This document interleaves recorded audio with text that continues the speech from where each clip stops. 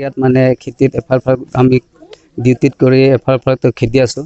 কিন্তু ৰাতি আমি মাছবস্তি যিটো জৰাচিমল এফালে পাৰ কৰাই দিলোঁ, মানে মাছবস্তিৰ পৰা এফালে হজাই ডিষ্ট্ৰিক্টত ক্ৰছ কৰাই দিলোঁ।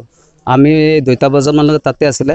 তাৰপাছত আমি এফালে বৰ্ডাৰ খেদাৰ পাছত আমিও এফালে তাৰপাছতে ৰাতিপুৱা আমি বগৰীঘাটৰ পৰা আমাৰ কিবা হয় বন্ধুহে অষ্ট্ৰেলিয়া, সিয়ে খবৰ পাই আমাক খবৰ দি দিছে যে হাতী এটা মৰিলে বুলি ক'লে।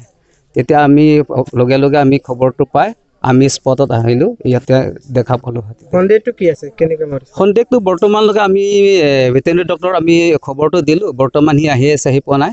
কিন্তু বৰ্তমান বডি ইঞ্জুৰিটো আমি একো দেখা পোৱা নাই। কিন্তু অলপ ছাছপেক্ট কৰিছোঁ আমি কিবা চব্জি পয়জন বস্তু কিবা খালে চাগে, সেইটোৱে আমি ডাউট কৰিছোঁ। তাৰমানে মুখৰ পৰা অলপ ফেন কিবা ওলাটো দেখা পাইছে মানে। মোটা হাতী আছে না?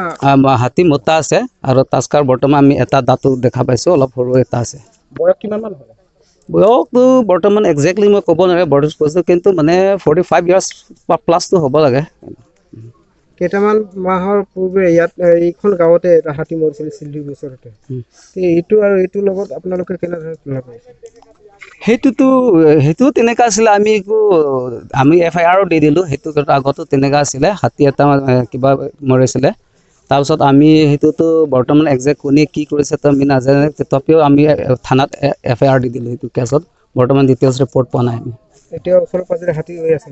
আছে এতিয়া যিটো স্পট এতিয়া বগৰীঘাটটো নিয়াৰলি আধা কিলোমিটাৰ এফালেতো কপিলী ৰিভাৰ হয়। এই নদী কিনাৰত বৰ্তমান 15টামান হাতী তাতে এতিয়াও এফাল হৈছে। আমিও ৰিক্স হৈ আছে এতিয়া, বাই চান্স এতিয়া এফালে আহিব পাৰে। সেইটো কাৰণে আমি আমাৰ ষ্টাফবিলাক চবে বম আনি এতিয়া পূৰা প্ৰটেকশ্যনৰ কাৰণে এতিয়া ৰাখি দিছোঁ আমি।